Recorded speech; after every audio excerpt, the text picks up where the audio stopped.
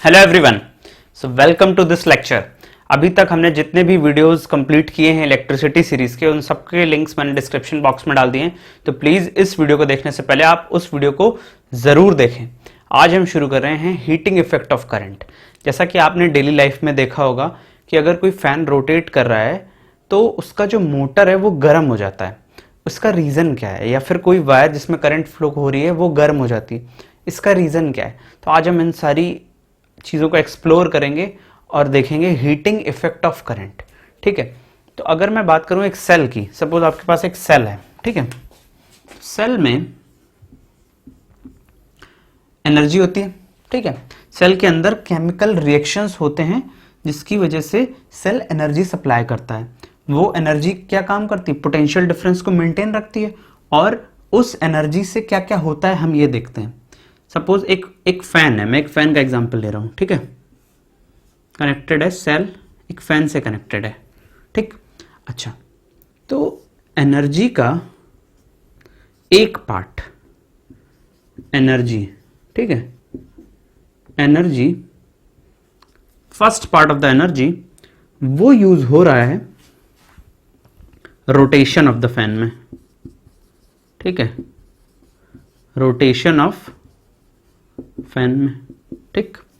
Energy का जो second part है, एनर्जी नंबर 2, वो क्या कर रहा है?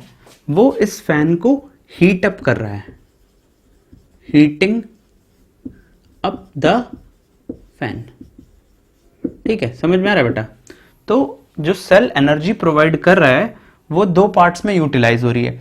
फर्स्ट पार्ट में फैन हीट अप हो रहा है, भाई गलती से ही फैन छू लो तो हाथ जल जाता है, तो फैन को एक पार्ट हीटअप कर रहा है और एक पार्ट फैन के ब्लेड्स को रोटेट करवा रहा है। अच्छा, इसी इफेक्ट को, जो ये फैन हीटअप हो रहा है ना, इसी इफेक्ट को हम बोलते हैं heating effect of current.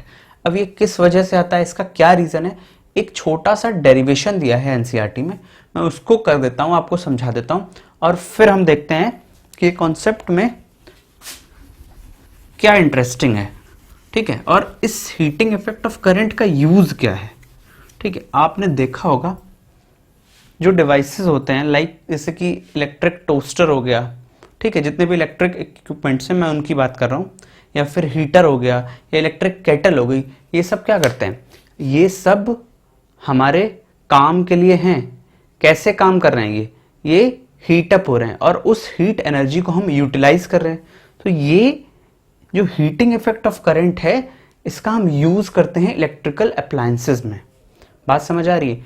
Heating effect of current is not a bad thing, sometimes it's bad, but अगर हम उसका यूटिलाइजेशन कर लें देन इट्स रियली गुड, ठीक है। अच्छा, अब मैं बात करता हूं, सपोज करो एक इलेक्ट्रिक वायर है, ठीक, एक वायर है और वो एक वोल्टेज से कनेक्टेड है, ठीक, वोल्टेज V से कनेक्टेड है, इलेक्ट्रॉन्स मोशन कर रहे हैं, ठीक। ये सेल जिसका कि पोटेंशियल डिफरेंस V है, ये एनर्जी प्रोवाइड कर रहा है, ठीक है। अच्छा, हमें पता है V की value work done per unit charge होती है बेटा, ठीक। अच्छा, तो वर्क डन की वैल्यू कितनी हो जाएगी? वर्क डन की वैल्यू हम देख लेते हैं, वर्क डन की वैल्यू हो जाएगी V into Q, work done is equals to V into Q, ठीक है। अच्छा, अब देखो मैं पावर की बात करता हूं। यहां पे पावर आपने क्लास 9 में पढ़ा होगा, रेट ऑफ, यहां पे मैं दो चीजों की बात करूंगा, पावर की और एनर्जी की। पावर पे मैं एक अलग से वीडियो बनाऊंगा जो कि इलेक्ट्रिकल पावर पे होगा, अभी मैं जनरल पावर की बात कर रहा हूं। Rate of doing work, power क्या होता है? Rate of doing work. जहां पे भी रेट आता है वहां पे हम टाइम से डिवाइड जरूर करते हैं। तो P की वैल्यू कितनी होगी बेटा? W by T. P की वैल्यू हो गई यहां पे W बाई टी। अच्छा, अब समझो वर्क डन क्या होता है? वर्क डन क्या होता है? Change in energy. Work done होता है चेंज इन एनर्जी। एनर्जी की यूनिट क्या होती है? एनर्जी की यूनिट होती है एनर्जी, कैलोरीज भी होती है, जूल भी होती है, मैं यहां पे जूल कंसीडर कर रहा हूं। तो अगर एनर्जी की यूनिट जूल है तो वर्क डन की यूनिट क्या होगी? वर्क डन क्या है? Change in energy. सपोज आपके पास 100 जूल्स ऑफ एनर्जी है, आपने एक बॉक्स को पुश किया, ठीक है। मैं ये थोड़ा बेसिक कॉन्सेप्ट है जिसको मैं डिक कर रहा हूं क्योंकि इसका यहाँ पे यूज अगर मैं डायरेक्टली यूज कर दूंगा तो आप शायद मिस कर जाओ इसको। आपने वर्क डन किया, आपके पास 100 जूल्स की एनर्जी, आपने एक बॉक्स को पुश किया, आपके पास एनर्जी बची 50 जूल्स की। तो चेंज इन एनर्जी कितना हुआ? पहले 100 थी, फिर 50 हो गई, तो 100 माइनस 50 का चेंज हुआ। तो ये जो 50 का चेंज है यही वर्क डन होता है, ये वर्क डन के फॉर्म में स्टोर हो जाता है। तो एनर्जी की अगर यूनिट जूल है तो वर्क डन क्या है? Change in energy. एनर्जी में जितना चेंज हो रहा है तो वर्क डन की यूनिट भी क्या होगी बेटा? जूल होगी।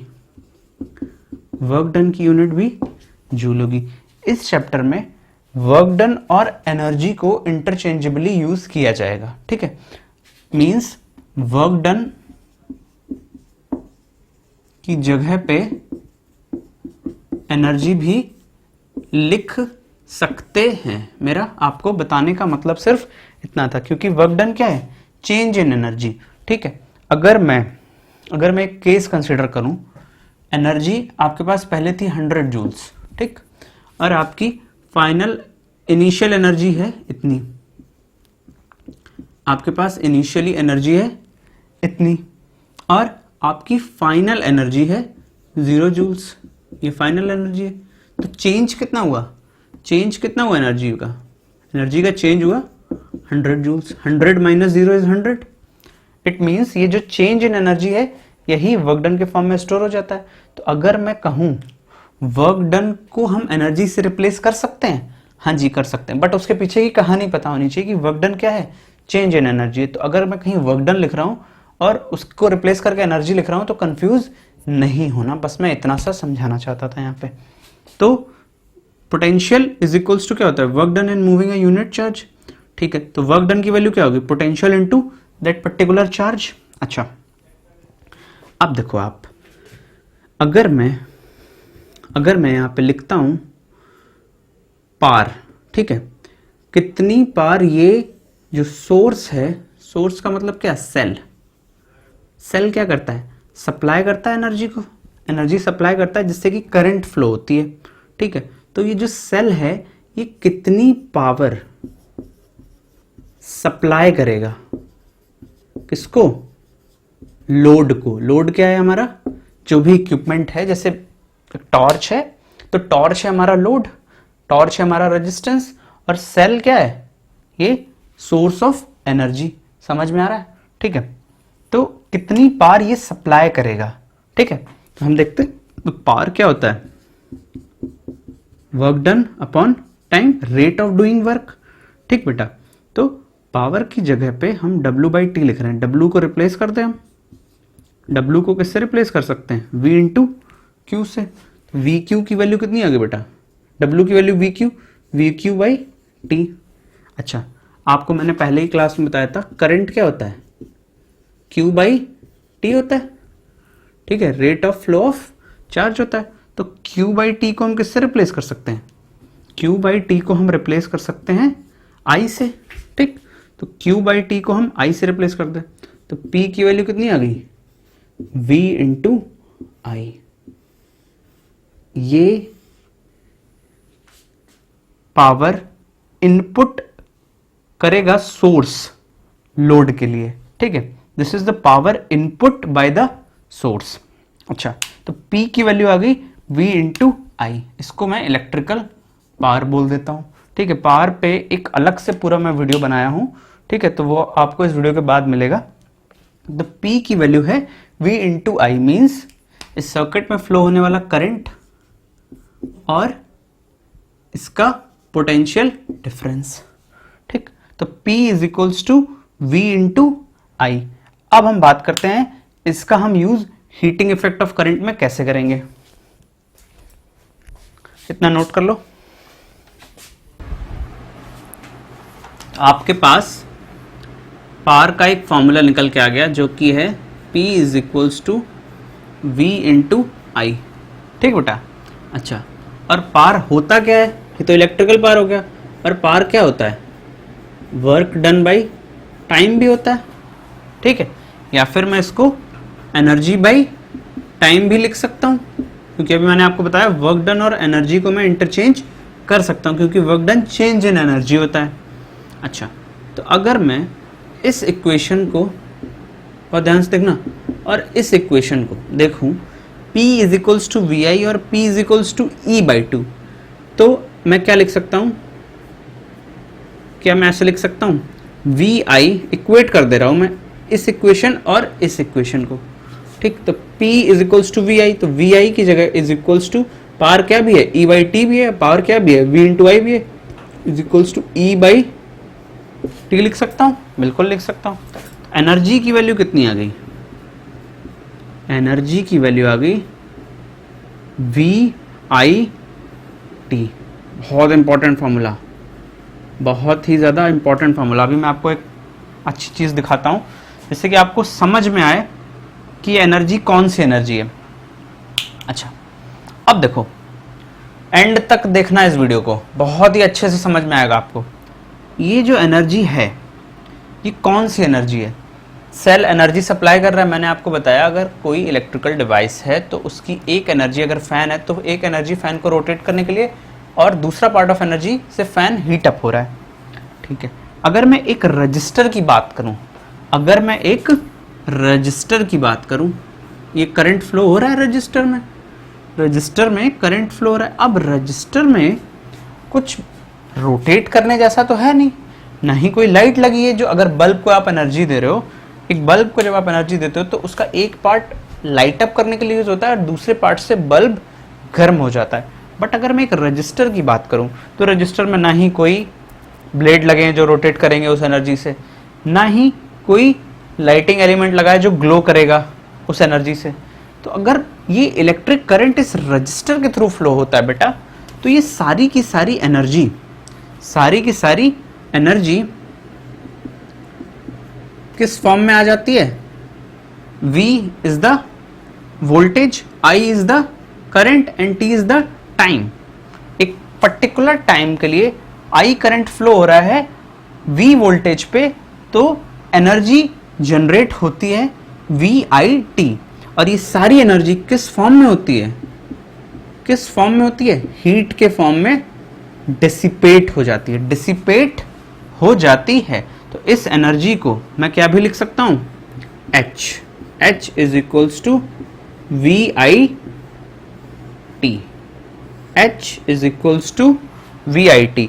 ये मैं बात कर रहा हूं किसी पर्टिकुलर रजिस्टर की, कि अगर किसी रजिस्टर को आप करंट I फ्लो हो रहा है उसमें, और at V potential difference T time के लिए, तो उसमें जनरेट होने वाली एनर्जी जो होगी वो हीट के फॉर्म में होगी और उसकी वैल्यू होगी V into I into T. Okay, आपको समझ में आना चाहिए ये कि जब रजिस्टर में करंट फ्लो होगा तो वो सारी एनर्जी डिसिपेट हो जाएगी। आपको समझ आ रहा है? डिसिपेट होने का मतलब क्या है? लॉस हो जाएगा उस एनर्जी का। ठीक है, अच्छा, अब हम देखते हैं जूल्स लॉ ऑफ हीटिंग। अब हम देखते हैं जूल्स लॉ ऑफ हीटिंग। ठीक है, तो आपको पता चल गया कि अगर किसी रजिस्टर के थ्रू I करंट फ्लो हो रहा है तो उसमें जनरेट होने वाली हीट की वैल्यू होगी V into I into T. ठीक है, अच्छा, अब मैं बात कर लेता हूं जूल्स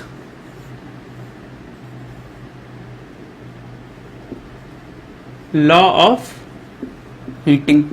पूछ दिया जाता है एग्जाम में, जूल्स लॉ ऑफ हीटिंग। ठीक है,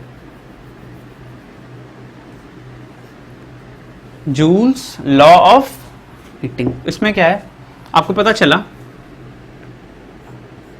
H is equals to V into I into T. ये बात मैं किसकी कर रहा हूं, ये किस केस में वैलिड हो रहा है? यहां पे सिर्फ रजिस्टर के लिए मैं बता रहा हूं।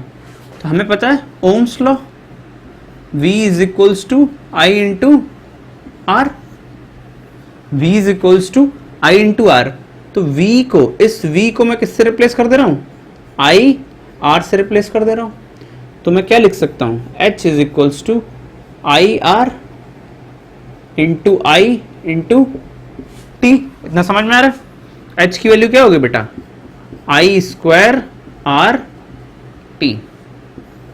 इसको ही मैं बोलता हूं Joule's law of heating. Joule's law of heating क्या बोलता है, heat dissipated by resistor is equals to I square R T. ठीक है, अच्छा, जूल्स लॉ बोलता है heat dissipated by resistor is equals to I square R T. अब हम देख लेते हैं जूल्स लॉ का स्टेटमेंट क्या है, तो मैं इसको रब कर देता हूं। ठीक है, तो ये है जूल्स लॉ का स्टेटमेंट।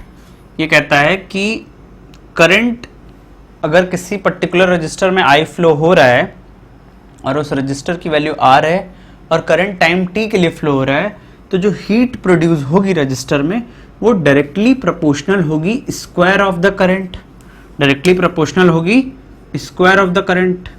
करंट अगर आई है तो स्क्वायर ऑफ द करंट का डायरेक्टली प्रोपोर्शनल है, और किसका डायरेक्टली प्रोपोर्शनल है, डायरेक्टली प्रोपोर्शनल टू रेजिस्टेंस, और डायरेक्टली प्रोपोर्शनल है time for which current flows. जिस पर्टिकुलर टाइम के लिए करंट फ्लो होगा उस टाइम के भी डायरेक्टली प्रोपोर्शनल है हीट। इसका मतलब क्या है, अगर रेजिस्टेंस की वैल्यू ज्यादा है तो हीट ज्यादा होगी, टाइम अगर ज्यादा है, ज्यादा टाइम के लिए अगर कोई करंट फ्लो हो रहा है तो हीट ज्यादा जनरेट होगी, और करंट की वैल्यू अगर ज्यादा है तो करंट के स्क्वायर के टाइम्स हीट जनरेट होगी। मतलब करंट ज्यादा है तब भी हीट बढ़ेगी, रेजिस्टेंस ज्यादा है तब भी हीट बढ़ेगी, और टाइम ज्यादा है तब भी हीट बढ़ेगी। अगर हम इन सारी चीजों को कंबाइन करके लिख दें तो क्या मैं ऐसे लिख सकता हूं, H is directly proportional to I square R T. ठीक, आई स्क्वायर आर टी के डायरेक्टली प्रोपोर्शनल है, और हमने बताया जब भी हम डायरेक्टली प्रोपोर्शनल का साइन हटाते हैं एक कांस्टेंट लेके आते हैं, तो डायरेक्टली प्रोपोर्शनल का साइन हटाया, एक कांस्टेंट k लेके आ गए।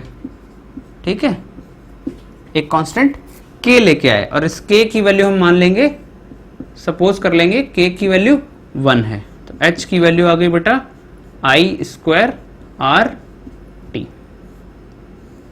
ठीक है, आई होप आपको ये कॉन्सेप्ट समझ में आया होगा, जूल्स लॉ ऑफ हीटिंग। अगर रेजिस्टेंस ज्यादा है, करंट ज्यादा है और टाइम ज्यादा है, जिस टाइम में करंट फ्लो हो रहा है, तो हीट की वैल्यू ज्यादा होगी किसी पर्टिकुलर रजिस्टर में। ठीक है, अब हम देखते हैं इस कॉन्सेप्ट पे बेस्ड दो एनसीईआरटी के न्यूमेरिकल्स।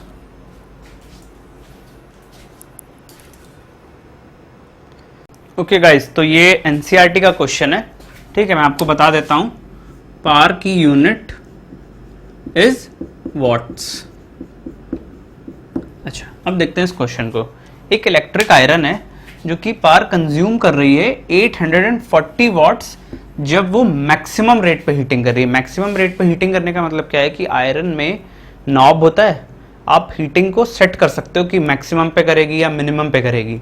ठीक है, तो अगर मैं इस क्वेश्चन को पढ़ूं तो यहां पे लिखा है consumes energy at a rate of 840 watts. अब जिस बच्चे को पावर की यूनिट नहीं पता कि वॉट्स होती है, तो पहले तो वो इस क्वेश्चन को पढ़ के समझ जाएगा कंज्यूम्स एनर्जी, तो वो समझ जाएगा कि 840 जो दिया ये एनर्जी की वैल्यू नहीं, बोला है energy at a rate of, energy consume कर रहा है रेट ऑफ 840 वॉट्स। हमने आपको बताया पावर को हम W/T भी लिख सकते हैं, वर्क डन बाय टाइम, और एनर्जी बाय टाइम भी लिख सकते हैं। तो एनर्जी कंजम्पशन का रेट, टाइम से डिवीजन मींस रेट, वो होता है पावर के बराबर। तो इलेक्ट्रिक आयरन कंज्यूम कर रही है energy at a rate of 840 watts, it means this is the value of power, this is the value of power. दो केसेस हैं, एक बार जब मैक्सिमम हीटिंग कर रही है तो 840 वॉट्स कंज्यूम कर रही है, जब मिनिमम हीटिंग कर रही है तो 360 वॉट्स कंज्यूम कर रही है। वोल्टेज गिवन है 220 वोल्ट्स पूछ रहा है, करंट और रेजिस्टेंस क्या होगा दोनों केसेस में। तो मैं केस नंबर 1 कंसीडर कर लेता हूं, केस नंबर 1 कंसीडर करता हूं मैं। पावर की वैल्यू 840 वॉट्स है, सोर्स पावर सप्लाई करता है, ठीक है, जिसकी वजह से अप्लायंसेस वर्क करते हैं। तो उसमें से 840 वॉट कंज्यूम कर रहा है जब मैक्सिमम रेट पे हीटिंग कर रहा है। वोल्टेज की वैल्यू कितनी है 220 वोल्ट्स। हमसे करंट पूछा है, रेजिस्टेंस पूछा है। करंट निकालना तो सिंपल है, हमें पता है, हमें क्या पता है, P is equals to V into I होता है। आई की वैल्यू क्या हो जाएगी बेटा, P अपॉन V। आई की वैल्यू हो जाएगी P अपॉन में V, ठीक है। तो P की वैल्यू रख दो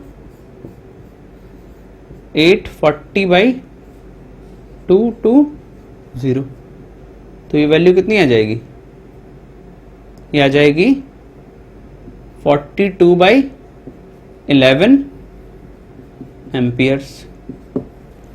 ठीक है, समझ में आ रहा? अच्छा, अब पूछ रहा है रेजिस्टेंस भी बताओ। अब पूछ रहा है कि रेजिस्टेंस की वैल्यू भी बताओ। तो रेजिस्टेंस की वैल्यू कितनी हो जाएगी, हमें पता है by Ohm's law, by Ohm's law V is equals to I R होता है, V is equals to I R होता है। तो R की वैल्यू कितनी हो जाएगी, V अपॉन आई। R की वैल्यू हो जाएगी बेटा V अपॉन आई, और I हम यहाँ से फाइंड आउट कर चुके हैं, V ऑलरेडी गिवन है। ठीक है, R की वैल्यू फाइंड कर लेते हैं। V की वैल्यू है 220 और I की वैल्यू है 42/11। तो यहाँ से R की वैल्यू कितनी आ जाएगी, 220 इंटू 11/42। ठीक, इसको मैं सॉल्व कर लेता हूँ। कितना आ जाएगा, 1110 इंटू 11 कितना हो जाएगा बेटा, 1110 इंटू 11 हो जाएगा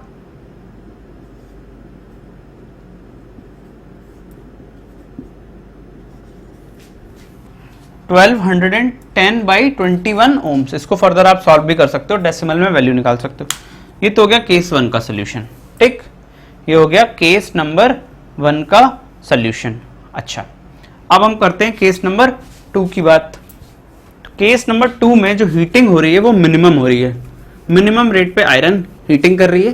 तो हम देखते हैं उस केस में कितना करंट फ्लो करेगा और रेजिस्टेंस की वैल्यू कितनी होगी। ठीक है, जब मिनिमम रेट पे हीटिंग हो रही है तो पावर की वैल्यू है 360 वाट्स। हमें करंट चाहिए, तो हमें पता है P is equals to V into I. ठीक है, तो V की वैल्यू कितनी हो जाएगी बेटा, V की वैल्यू गिवन है 220, तो I की वैल्यू कितनी हो गई, P by V। Simple question. ठीक है, तो ये हो जाएगा 360/220, 360/220। अगर मैं इसको डिवाइड कर दूं तो ये वैल्यू मुझे मिलेगी 18/11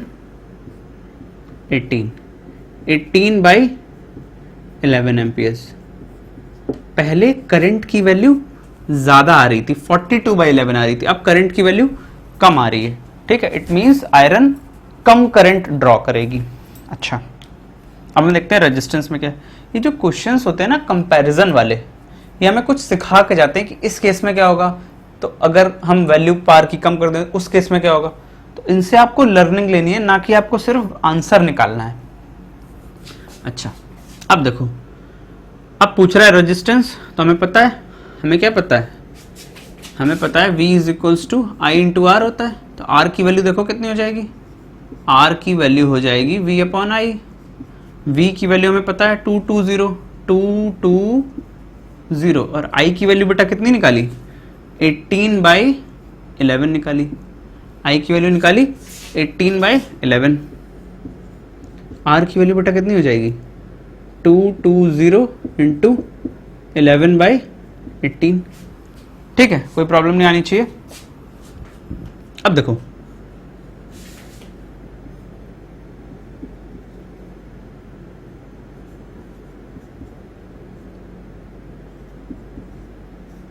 पहले वैल्यू कितनी आ रही थी, पहले वैल्यू कितनी आ रही थी पिछले केस में। पिछले केस की अगर मैं बात करूं, केस नंबर 1 की,